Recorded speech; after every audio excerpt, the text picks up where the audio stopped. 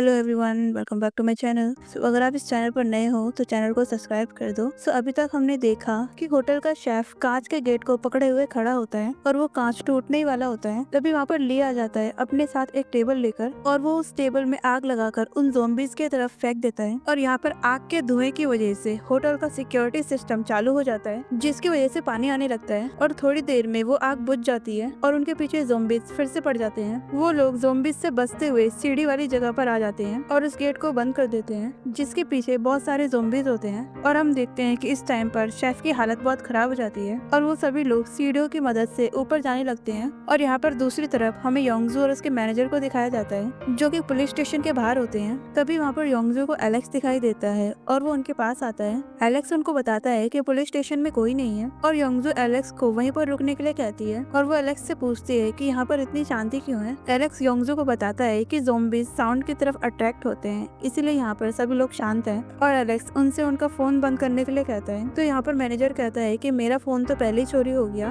और योंगजू यहाँ पर ली को एक मैसेज करके अपना फोन स्विच ऑफ कर देती है। दूसरी तरफ हमें उन सोल्जर्स को दिखाया जाता है जो कि होटल के छत पर होते हैं और वो लोग जैसे ही छत वाले गेट को खोलते हैं, हम देखते हैं कि सामने राइनो और मिस योजो आ जाते हैं। राइनो ली को चिल्लाकर बताता है कि ऊपर का गेट खुल गया है। उसके बाद हम देखते हैं कि ली उस शेफ को ऊपर लेकर आ गया होता है और हम देखते हैं कि ली अभी भी योंगजू के बारे में सोच रहा होता है। दूसरी तरफ हमें योंगजू को दिखाया जाता है, जहाँ पर एलेक्स बता रहा होता है कि ये बीमारी फॉरेन कंट्री में भी पहुंच चुका है। तभी वहाँ पर कुछ लोग आ जाते हैं जो कि हंटर्स होते हैं। तो योंगजू कहती है कि ये शिकारी यहाँ पर क्या कर रहे हैं। तो एलेक्स उसे बताता है कि शिकारियों की गन्स पुलिस स्टेशन में ही रखी होती है और अगर वो ऐसा नहीं करेंगे तो उनको जेल हो सकती है। तो इसलिए वो यहाँ पर अपने हथियार वापस लेने आए हैं, क्योंकि इस टाइम पर पुलिस वाले सोल्जर्स और सभी के पास उनकी गन्स होंगी। और सोल्जर का नाम सुनकर यहाँ पर योंगजू को ली की याद आ जाती है। तभी हमें ली को दिखाया जाता है, जिसका ऑफिसर उस पे गुस्सा हो रहा होता है, क्योंकि वही वहाँ पर सिविलियंस को लेकर आया होता है और यहाँ पर ये अलाउड नहीं होता। तो ली अपने सीनियर से कहता है कि इस टाइम पर ये इम्पोर्टेंट नहीं है और आप मुझे मेरा फोन दे दो। तो उसका सीनियर मना कर देता है और सुजन कहती है कि इस टाइम पर हमें अपनी फैमिली से बात करनी चाहिए। और एक सोल्जर कहता है कि तुम यहाँ पर क्या कर रही हो, क्योंकि सिविलियंस का यहाँ पर आना मना है। तभी उनको किसी चीज की जोर से आवाज सुनाई देती है और देखने पर पता चलता है कि ज़ॉम्बीज तेजी से उनके तरफ आ रहे होते हैं और उन्होंने नीचे का गेट तोड़ दिया था, लेकिन ज़ॉम्बीज के ऊपर आने से पहले ही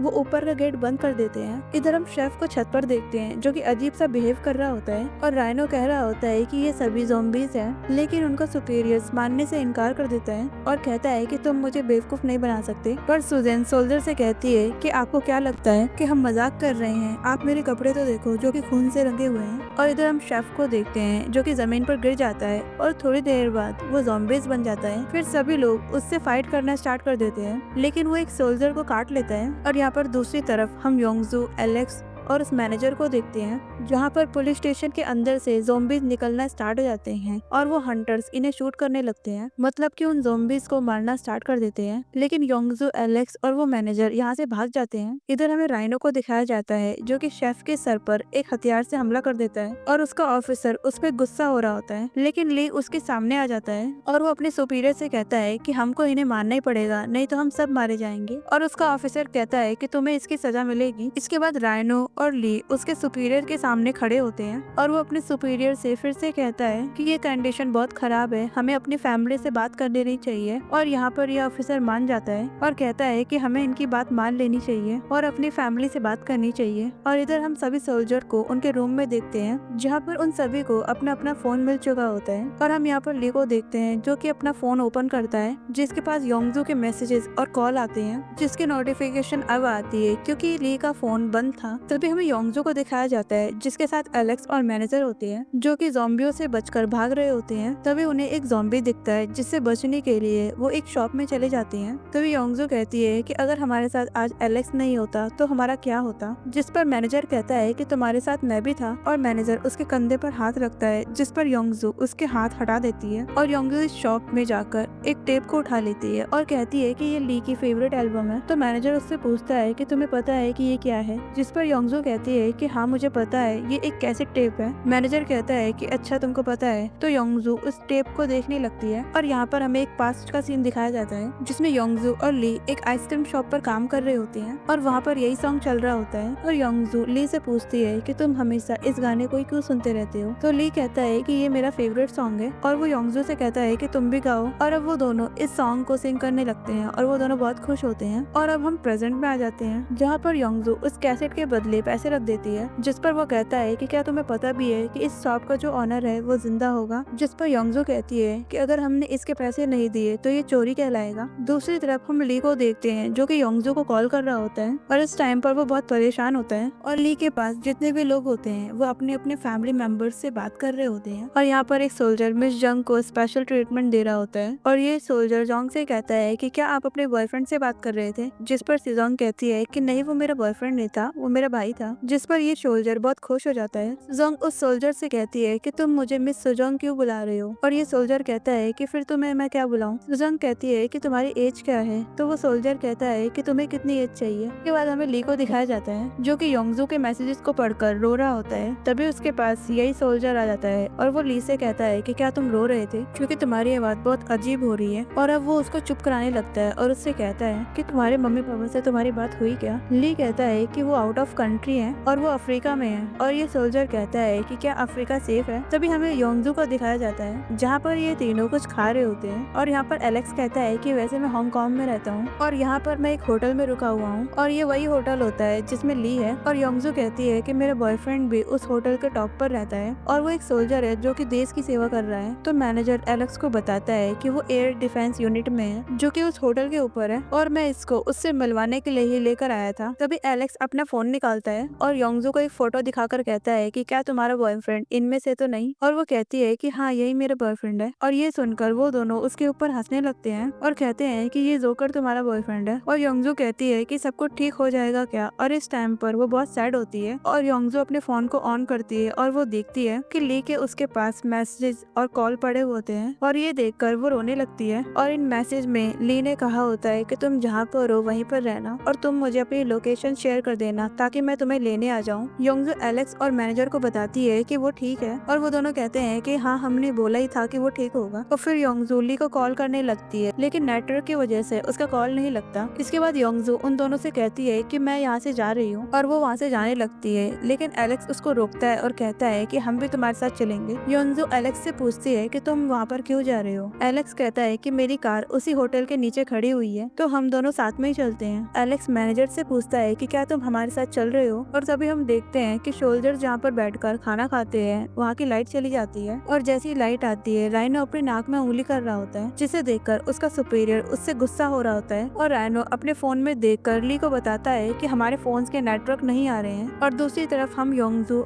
एलेक्स और मैनेजर को देखते हैं और ये लोग एक सड़क पर होते हैं और उनको चारों तरफ बस ज़ॉम्बीज ही दिखाई दे रहे होते हैं और वो तीनों दूसरे रास्ते से जाने लगते हैं। और हम देखते हैं कि बीच सड़क पर योंगजू गिर जाती है और मैनेजर उससे कहता है कि ऐसी सीधी सड़क पर कौन गिरता है। और एलेक्स उससे कहता है कि तुम्हारे शूलेस खुल गए हैं। और योंगजू जैसे ही अपने शूलेस को बांधने जाती है वो थोड़ा इमोशनल हो जाती है और उसको कुछ याद आ जाता है जिसमें ली उसके शूलेस बांध रहा होता है। और यहाँ पर हमें ली को दिखाया जाता है जहाँ पे वो लोग अपना अपना खाना खा रहे होते हैं और यहाँ पर ये तीनों बात कर रहे होते हैं कि वो सोल्जर अभी तक ज़ॉम्बी क्यों नहीं बना। तभी वो देखते हैं कि जोर से कोई गेट को बजाने लगता है और ये देखकर वो सभी लोग डर जाते हैं। इसके बाद उनका ऑफिसर उस गेट पर जोर से लात मारता है और हम देखते हैं कि उसके पीछे वही सोल्जर होता है जो कि अब ज़ॉम्बीज बन चुका होता है। और सोल्जर उसको देखकर उसके पास चला जाता है और कहता है कि तुम ठीक हो। सुजान सोल्जर को रोकती है पर वो सोल्जर बाहर चला जाता है और तभी वो ज़ॉम्बी उस सोल्जर के सर में काट लेता है। तभी उनका सीनियर राइफल लेकर आता है और उस ज़ॉम्बीज के ऊपर फायर करने लगता है और इस फायर से उस ज़ॉम्बीज को कुछ नहीं होता है और ये एपिसोड यहीं पर खत्म होता है। सो गाइस अगर आपको वीडियोस पसंद आ रही हो तो लाइक शेयर कमेंट जरूर करें और हम मिलते हैं नेक्स्ट एपिसोड में। Thank you.